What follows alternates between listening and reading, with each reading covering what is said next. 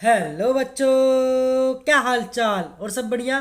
तो आज हम स्टार्ट करने वाले हैं हिस्ट्री का second chapter, from trade to territory the company establishes power. ठीक है बच्चों, तो इस चैप्टर का मतलब क्या हुआ? व्यापार से साम्राज्य तक। कहाँ बताओ, मतलब व्यापार से साम्राज्य तक कंपनी की सत्ता स्थापित होती है। तो इस चैप्टर का, ये पूरे चैप्टर का ये जो इंग्लिश में लिखा हुआ था बच्चों, इसका ये मतलब हुआ। ठीक है, व्यापार से साम्राज्य तक कंपनी की सत्ता स्थापित होती है। From trade to territory the company establishes power. ठीक है बच्चों, तो अगर आप हमारे चैनल पर पहली बार आए हैं और ये पहली वीडियो देख रहे हैं, तो आप हमारी इस हिस्ट्री के बारे में हमने चैप्टर 1 भी कंप्लीट कर रखा है और चैप्टर 5 भी कंप्लीट कर रखा है डेवलपर के बारे में। ठीक है बच्चों, और अगर आपको बिल्कुल अच्छे से समझ में आ रहा है तो ज़रूर चैनल को सब्सक्राइब भी करना और पूरी वीडियो में बने रहिएगा। ठीक है बच्चों, तो चलिए इसको स्टार्ट करते हैं, इस वीडियो को, और बिल्कुल अच्छे से समझते हैं। तो चलिए स्टार्ट करते हैं। Aurangzeb was the last of the powerful Mughal rulers. Mughal बादशाह में औरंगजेब आखिरी शक्तिशाली बादशाह थे। He established control over a very large part of the territory that is now known as India. अब इसमें क्या लिखा है बच्चों? भारत के एक बहुत बड़े, मतलब उन्होंने वर्तमान में भारत के एक बहुत बड़े हिस्से पर नियंत्रण स्थापित कर लिया था। After his death in 1707, many Mughal governors and big zamindars began ascertaining their authority and establishing regional kingdoms. तो इसमें बच्चों लिखा हुआ है क्या कि 1707 में उनकी मृत्यु के बाद बहुत सारे मुगल सूबेदार जैसे कि हम जिसको हम क्या कहते हैं बच्चों, गवर्नर्स कहते हैं, और बड़े बड़े जमींदार तो अपनी ताकत दिखाने लगे थे। ठीक है बच्चों, as powerful regional kingdoms emerged in various parts of India, Delhi could no longer function as an effective center। तो बच्चों इसमें लिखा हुआ है कि उन्होंने अपनी क्षेत्रीय रियासतें कायम कर ली थी। जैसे जैसे विभिन्न भागों में ताकतवर क्षेत्रीय, मतलब जो रीजनल रियासतें सामने आने लगी, दिल्ली अधिक दिनों तक प्रभावी केंद्र के रूप में नहीं रह सकी। ठीक है बच्चों, दिल्ली पर अगर पहले को जो था हमारा इतिहास, जो सबसे पहले जो आक्रमण होते थे तो दिल्ली में ही होते थे सबसे ज़्यादा पहले। ठीक है बच्चों, क्योंकि दिल्ली इंडिया का एक तरह का मान के चलो कैपिटल है, अभी भी कैपिटल है ही, तो पहले भी सभी कुछ भी जो भी बैठक होती थी दिल्ली ही था सबसे मेन। ठीक है बच्चों, तो आगे बढ़ते हैं। By the second half of the 18th century, however, a new power was emerging on the political horizon, the British। इसमें बच्चों लिखा हुआ है कि 18वीं सदी के उत्तरार्ध तक राजनीतिक स्थिति पर अंग्रेजों के रूप में एक नई ताकत उभरने लगी थी। मतलब 18वीं सदी के मध्य में, सेकेंड हाफ में, उसके उत्तरार्ध में कि जो राजनीतिक स्थितिज थी, मतलब राजनीतिक जो पावर्स थे वो सामने आने लग गए थे। ठीक है बच्चों, एक नई ताकत के रूप में आने लगे। Did you know that the British originally came as a small trading company and were reluctant to acquire territories. तो बच्चों इसमें बोला गया है कि क्या आप जानते हैं कि अंग्रेज पहले एक छोटी सी व्यापारिक कंपनी के रूप में भारत आए थे। ये तो पता ही होगा बच्चों, यहाँ पर क्या करने आए थे? वो व्यापार करने के लिए आए थे। How then did they come to the master of a vast empire? In this chapter you will see how this came about. अब फिर यहाँ पर क्या हुआ कि ये जो थे और यहाँ के इलाकों पर उन्होंने धीरे धीरे क्या कर लिया बच्चों, कब्जे करने लगे। उनका दिलचस्पी, मतलब उनका जो कब्जे में उनकी दिलचस्पी नहीं थी पहले। तो फिर ऐसा कैसे हुआ कि एक दिन वे इस विशाल साम्राज्य के स्वामी बन बैठे थे। ठीक है, वास्ट एम्पायर बन बैठे थे। तो इस अध्ययन में आप देखेंगे कि ये कैसे हुआ था। ठीक है बच्चों, ये हमें एक चित्र बनाई देख रखी है, इसके बारे में इधर फिगर 1 में लिखा हुआ है, देखो पढ़ते हैं। Figure 1, Bahadur Shah Zafar and his son being arrested bye captain Hodson. तो कैप्टन हडसन द्वारा बहादुर शाह जफर और उनके बेटे की गिरफ्तारी का इसमें दिखाया गया है। ठीक है बच्चों, तो इसमें देखो नीचे क्या लिखा हुआ है, और after Aurangzeb there was no powerful Mughal ruler but Mughal empire continued to be symbolically important. In fact, when a massive rebellion against British rule broke out in 1857, Bahadur Shah Zafar, the Mughal emperor at the time, was seen as the natural leader. Once the revolt was put down by the company, Bahadur Shah Zafar was forced to leave the kingdom and his son were shot in cold blood. तो बच्चों इसमें बोला गया है कि औरंगजेब के बाद कोई मुगल बादशाह इतना ताकतवर तो नहीं हुआ, लेकिन एक प्रतीक के रूप में मुगल बादशाह का महत्व बना हुआ था। जब 1857 में ब्रिटिश शासन के विरुद्ध भारी विद्रोह शुरू हो गया तो विद्रोहियों ने मुगल बादशाह बहादुर शाह जफर को ही अपना नेता मान लिया था। किसको बच्चों? बहादुर शाह जफर को ही। ठीक है बच्चों, अपना नेता मान लिया था। अब जब विद्रोह कुचल दिया गया तो कंपनी ने, तो मतलब कंपनी जो ब्रिटिश है, ब्रिटिश कंपनी, तो उन्होंने क्या करा, बहादुर शाह जफर को देश छोड़ने के लिए मजबूर कर दिया और उनके बेटे को जफर के सामने ही मार डाला। ठीक है बच्चों, किसके सामने? बहादुर शाह जफर के सामने उसके बेटे की मौत कर दी गई थी। किसने करा था बच्चों? ब्रिटिश कंपनी ने, जो हमारे ब्रिटिश है। आगे पढ़ते हैं।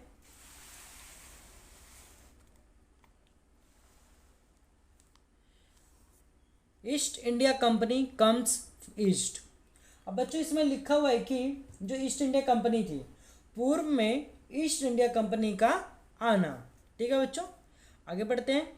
In 1600, the East India Company acquired a charter from the ruler of England, Queen Elizabeth I, granting it the sole right to trade with the East. अब बच्चों इसमें लिखा हुआ है कि सन 1600 में ईस्ट इंडिया कंपनी ने इंग्लैंड की महारानी एलिजाबेथ प्रथम से चार्टर अर्थात इजाजतनामा हासिल कर लिया, जिससे कंपनी को पूर्व से व्यापार करने का एक अधिकार मिल गया था। क्वीन एलिजाबेथ एक थी जिन्होंने अधिकार दे दिया था कि वो ईस्ट में जाके व्यापार कर सकते हैं। This mean that no other trading group in England could compete with the East India Company. ठीक है बच्चों, तो इसका मतलब है जिससे कि कंपनी को पूर्व से व्यापार करने का एक अधिकार मिल गया था।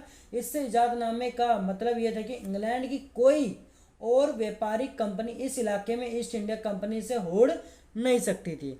अगर ईस्ट इंडिया कंपनी इधर आई है तो दूसरी कंपनी इधर नहीं आ सकती है। ठीक है बच्चों, आगे बढ़ते हैं।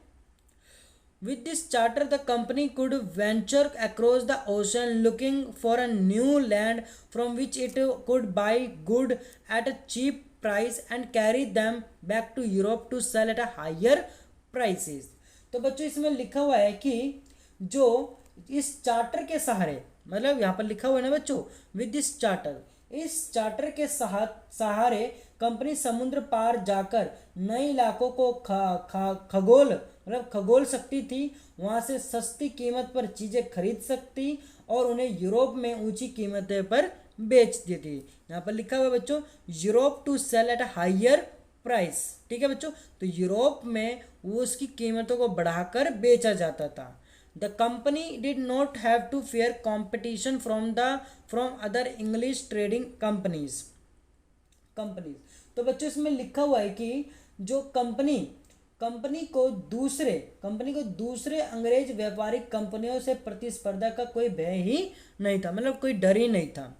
Mercantile trading companies in those days made profit primarily by excluding competition so that they could buy cheap and sell dear. तो बच्चों इसमें लिखा है कि उस जमाने में वाणिज्यिक कंपनी मोटे तौर पर प्रतिस्पर्धा से बचकर ही मुनाफा कमा सकते थे। मतलब आप कंपटीशन नहीं करना चाहते तभी आपका क्या होगा बच्चों? फायदा होगा। ये ऐसा पहले था। अगर कोई प्रतिस्पर्धा ना हो तभी वे सस्ती चीज़ें खरीदकर उन्हें ज़्यादा कीमत पर बेच सकती है। अब देखो जैसे कि मार्केट में एक बिल्कुल अलग सा चीज़ आया जो उसको कोई बना भी नहीं सकता, ना उसको कोई बेच ही सकता, सिर्फ एक ही चीज़ एक ही बेच सकता है, और वही उसका क्या बच्चों बनेगा, डिमांड बढ़ेगा और वही उसकी ब्रांड भी बनेगी। ठीक है, जैसे कि आईफोन है, आईफोन पूरा मार्केट में फैला हुआ है, आईफोन का जैसा कोई और फ़ोन बन ही नहीं सकता, ऐसी प्रकार से। ठीक है, ब्रांड बनाना है तो मतलब कंपटीशन तो है, बट यूनिक चीज़ बनाई है ना उन्होंने, उसके उस तरीके से कंपटीशन वो नहीं कर सकते हैं। ठीक है बच्चों, तो आगे पढ़ते हैं। The Royal Charter, however, could not prevent other European power from entering the Eastern markets. Eastern markets. बच्चों इसमें लिखा हुआ है कि लेकिन ये शाही दस्तावेज, एक मिनट बच्चों। The Royal Charter, however, could not prevent other European power from entering the Eastern market. Eastern market. तो बच्चों इसमें बोला हुआ है कि इसमें बोला हुआ कि ये, लेकिन ये जो है ये क्या है बच्चों, लेकिन हाँ, लेकिन ये जो शाही दस्तावेजें होते हैं, जैसे कि यहाँ पर आगे लिखा हुआ है, By the time the first English ship sailed down the west coast of Africa, round and Cape of Good Hope, and crossed the Indian Ocean, the Portuguese had already established their presence in the western coast of India and had their base in Goa. तो बच्चों इसमें लिखा हुआ कि लेकिन ये शाही दस्तावेज दूसरी यूरोपीय ताकतों को पूर्व के बाजारों में आने से नहीं रोक सकता था ये। ठीक है बच्चों, पूर्व में जो भी आएंगे उनको नहीं रोक सकता था, जब तक इंग्लैंड के जहाज अफ्रीका के पश्चिमी तट वेस्ट कोस्ट में अफ्रीका के पश्चिमी तट को छूते हुए कैप ऑफ गुड होप का चक्कर लगाकर हिंद महासागर पार करते, तब तक पुर्तगाली ने भारत के पश्चिम तट पर अपनी उपस्थिति दर्ज करा दी थी।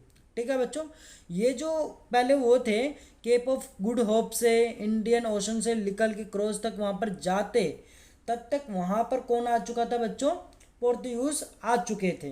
ठीक है बच्चों, पोर्तुगीज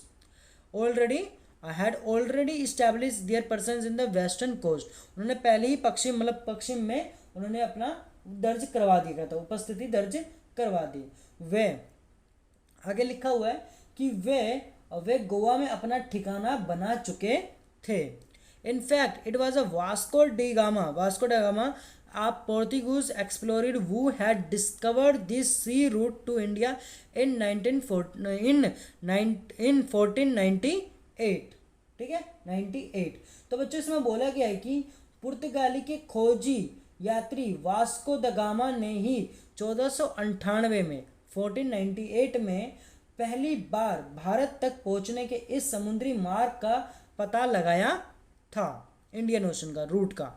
सो the French traders arrive on the scene, कुछ ही समय बाद फ्रांसीसी व्यापार भी सामने आ गए। आगे पढ़ते हैं बच्चों। The problem was that all the companies were interested in buying the same things, समस्या ये थी कि सारी कंपनियां एक जैसे ही खरीदना चाहती थी। ठीक है बच्चों, the fine qualities of cotton and silk produced in India and had a big market in Europe के बाजारों में भारत के बने बारीक सूती कपड़े और रेशम की जबरदस्त मांग थी। Peppers, cloves, cardamom and cinnamon too were in great demand.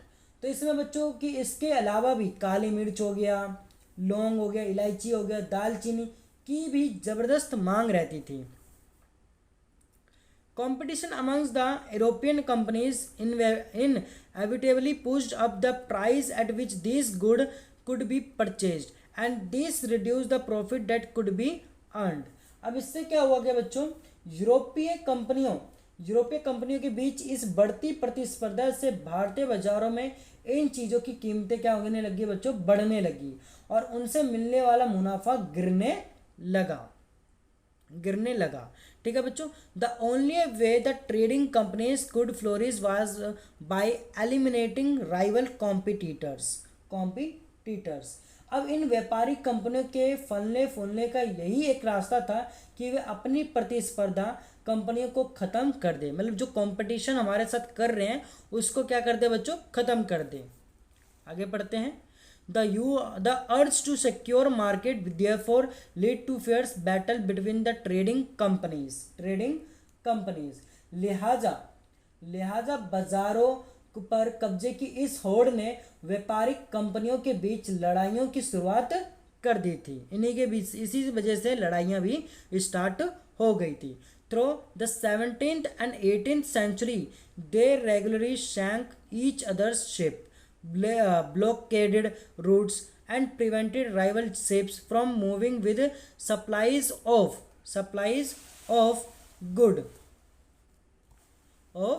Good. ठीक है बच्चों, ऑफ गुड। तो बच्चों इसमें बोला गया है कि जो पहले तो सभी मतलब एक दूसरे कंपनी का लड़ाइयाँ भी स्टार्ट हो गई। 17वीं और 18वीं सदी में जब भी मौका मिलता कोई सी एक कंपनी किसी दूसरे कंपनी के जहाज डुबा देती, रास्ते में रुकवाती, खड़ी कर देती और माल से लदे जहाज़ों को आगे बढ़ने से रोक देती। ये व्यापार हथियारों की मदद से चल रहा था। मतलब ये जो व्यापार चल रहा था उनके पास, सभी के पास क्या था बच्चों, हथियार भी थे। यहाँ पर लिखा हुआ है trade was carried on with arms and trading post were protected through fortification. तो ये जो व्यापार चल रहा था इसमें हथियार भी शामिल थे और व्यापारिक चौकियों को किलेबंद के जरिए में सुरक्षित रखा जाता था। ठीक है बच्चों, this effort to fortify settlements and carry on profitable trade also lead to intense conflicts with local rulers. The company therefore found it difficult to separate trade from politics. Let us see how this happened.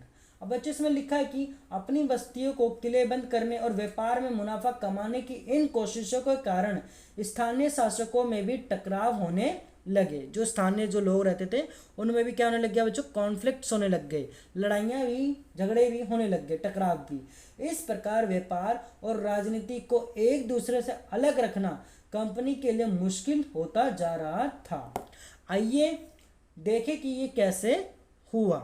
अब इसके बारे में नीचे थोड़ा और भी details में दे रखा है। ठीक है बच्चों, तो हम यहीं तक रहने देते हैं आज की वीडियो को लिए, क्योंकि वीडियो थोड़ी लंबी बन जाएगी इसीलिए। तो अगर आपको यहाँ तक अच्छे से समझ में आया, east India company comes east का टॉपिक यहाँ तक अच्छे से समझ में आया, तो ज़रूर चैनल को सब्सक्राइब कर देना और बेल आइकन दबाना ना भूलना। ठीक है बच्चों, तो मिलते हैं हम अगली वीडियो में। आज के लिए बस इतना ही, धन्यवाद।